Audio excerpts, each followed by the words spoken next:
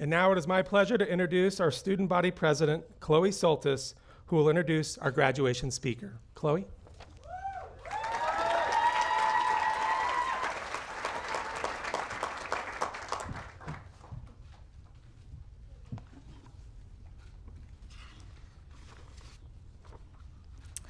On Wednesday, I hiked to the top of Half Dome with the beautiful ladies that you see sitting behind me. And if I'm going to be honest with you, that accomplishment was one of the most challenging experiences of my life. It took courage, stamina, and unyielding determination to make it to the top. During my trek, I found myself reflecting back on all the mountains that I have climbed during my Webb experience. Each climb requires a good pair of shoes, water, and a poncho for the unexpected change in weather. These essentials are merely practical tools, but what is really necessary for the climb are the traits that I described above: courage, stamina, and unyielding determination, which cannot be purchased at REI, but rather only gained through the Webb experience. Our commencement speaker today, Alix Rosenthal, Vivian Webb Class of '91, has chosen to climb many of life's challenging mountains, and she began that by earning her BA in the American Studies Honors Program at Northwestern University. There, she started a lifetime of public service and was elected to 3 offices, and she eventually became student body president. After graduating, she took a job with Senator Barbara Boxer on Capitol Hill, where Alix quickly learned that there's a glass ceiling for non-lawyers in government. She went back to school and earned her law degree from the University of Virginia School of Law. Alix then returned to the West Coast and made a home for herself in San Francisco, where she became involved in the San Francisco Elections Commission. She has run for political office 3 times, winning twice, and currently serves as vice chair of the San Francisco Democratic Party. Alix dedicates time to work as a trainer for the Emerge program, which recruits and trains women to run for political office. She somehow finds the time to run her own law practice and publish a voter guide every year for San Francisco and California voters, or elections. And if all that weren't enough, she is also a board member of Black Rock Arts Foundation, which is associated with the Burning Man Festival. I think that you will all agree with me that Alix is a perfect example of a woman who is never satisfied resting on her current accomplishments, but always looks to future challenges. It is with great pleasure that I welcome Alix Rosenthal as our commencement speaker this morning.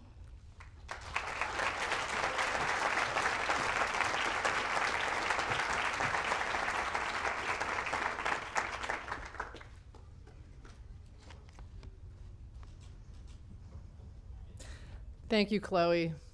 It's really great to be back home.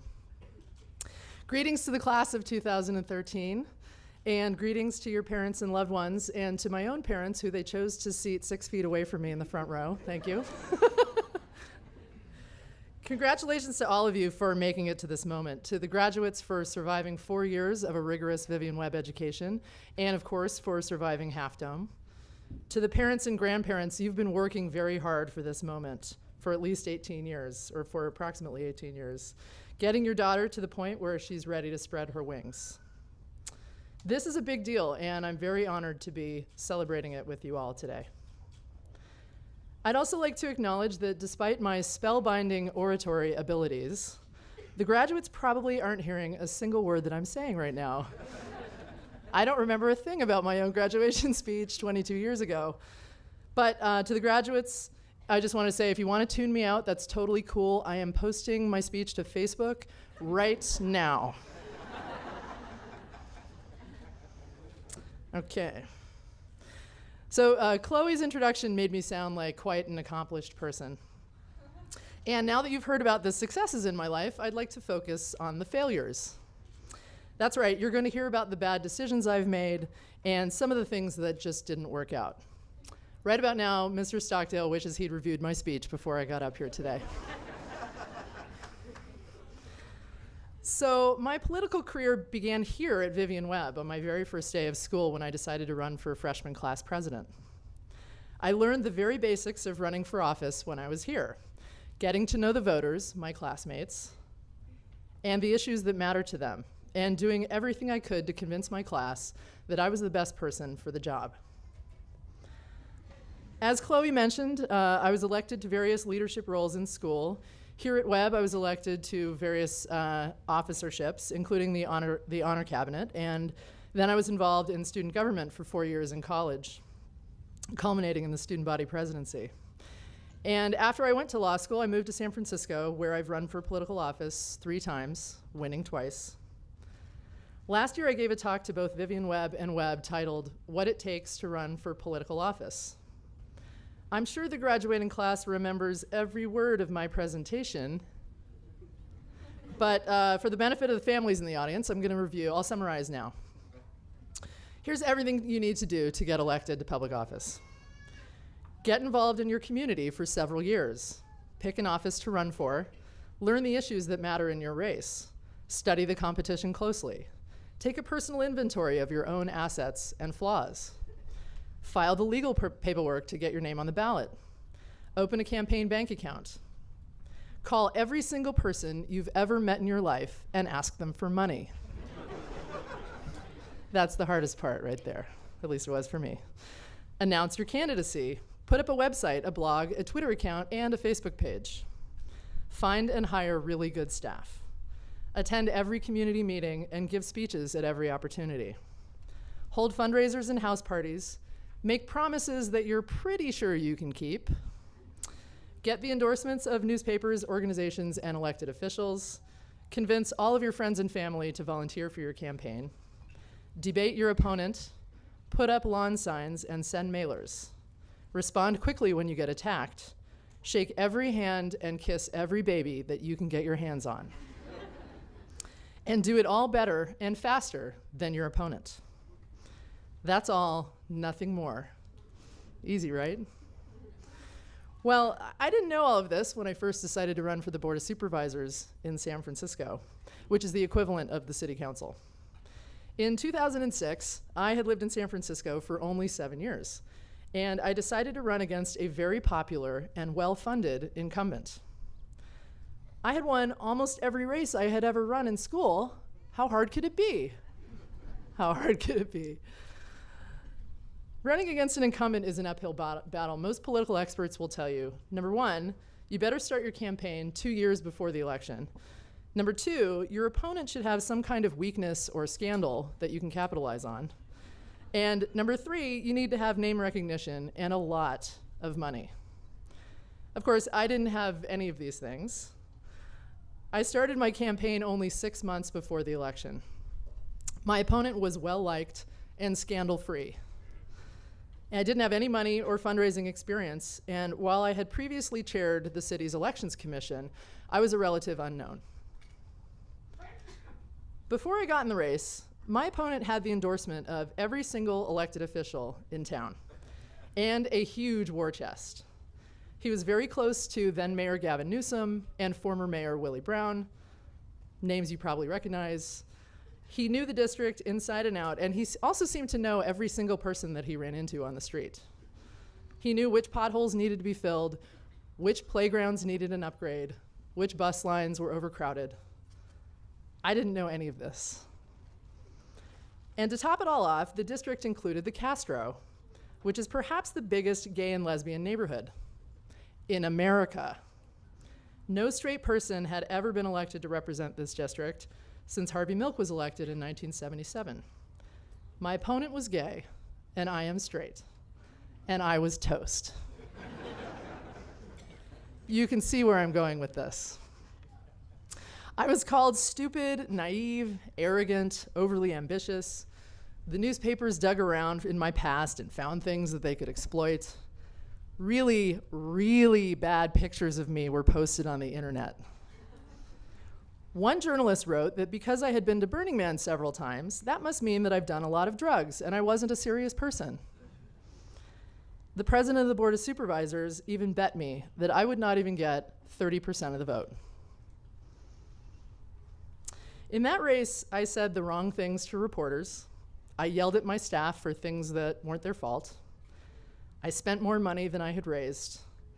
I stopped exercising and didn't take care of myself physically or mentally. I gained so much weight in that campaign that I actually had to buy a whole new wardrobe. Politician costumes are expensive. But I also worked harder than I ever have in my life. I met thousands of voters. I raised enough money to be a serious contender. I had 100 volunteers making calls, stuffing envelopes, and knocking on doors. I earned the support of some key organizations in town, and I got a little bit of good press. And I killed it in the debates. And I lost really badly. How badly? I got 29% of the vote. That's right, I not only lost the race, I lost the bet. But I learned an immense amount about running a campaign, about how to talk to the media, about how not to run a campaign, how not to talk to the media. Just as important, I learned a lot about myself as a candidate and as a leader. I introduced myself in a big way to the political world in San Francisco. I got 9,109 votes, thank you very much, which is more than several other winning candidates got in other races in town because their districts were much smaller. The next time I ran, I would have name recognition and a fundraising base. The next time I ran for office, I won. After the election, the same people who called me stupid, naive, and arrogant called me up to congratulate me on a race well run. Attorney General Kamala Harris had supported my opponent, but she called me the day after the election to tell me that I did better than anyone expected. Political organizations asked me to join their boards of directors after the race. News outlets started calling me for comment every time they were covering an issue that I had campaigned on. So yeah, I lost, but it was also the best thing that I ever did. I worked really hard, I showed them what I was made of, and I beat everyone's expectations, including my own. And I kept my chin up. And because I did, doors opened for me. Some of the world's greatest innovators and leaders also started as failures. Walt Disney was fired from a newspaper because he lacked imagination and had no original ideas. Abraham Lincoln had 2 businesses that failed, and nobody remembers that he was defeated in 8 elections. Vera Wang failed to make the US Olympic figure skating team. Then she became an editor at Vogue and was passed over for the editor-in-chief position. Steven Spielberg was rejected from film school 3 times before becoming one of the world's most acclaimed directors. Even Oprah Winfrey. She had a number of career setbacks, including being fired from her job as a television reporter because she was unfit for TV. We all know how that worked out. These folks took big risks, and sometimes they failed. But the secret to their success was learning from these life experiences. Mistakes are the way we learn. They're how we grow. Failure is a valuable tool if you give it your best, you learn as much as you can, you move on quickly.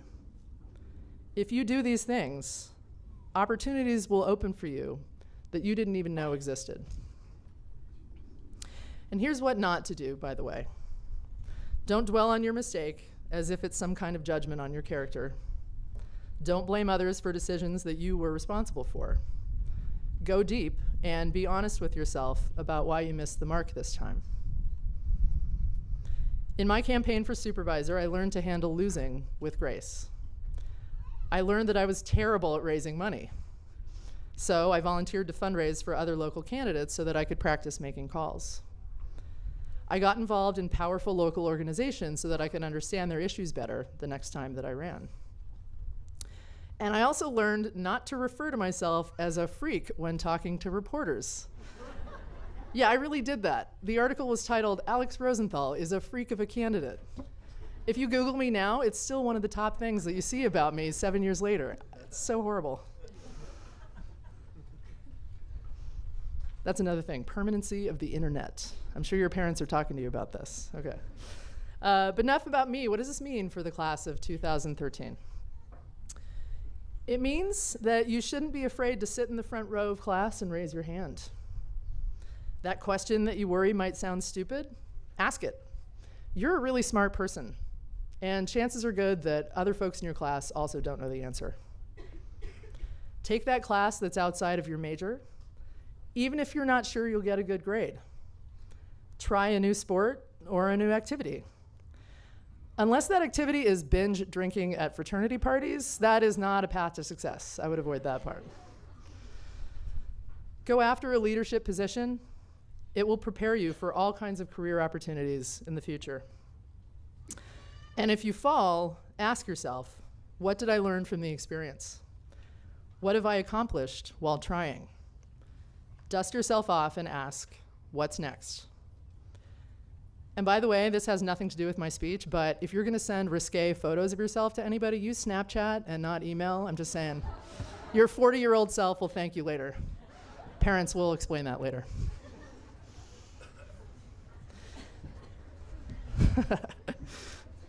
Really, I'm not kidding. That goes to you guys too. Okay. My point is this. The sweetest victory is the one that is the most difficult to achieve. The one where you took the most risk, the one that required you to work the hardest without knowing until it's over whether all your hard work will pay off. And hey, life is messy. You will screw up, and that's okay. The real beauty is in how you handle your mistakes. Hopefully you will handle them with grace, introspection, creativity, and resolve. So this is my wish for you, graduates. Fail big. Fail often. Push yourself. Be fearless. Your future successes depend on it. Congratulations.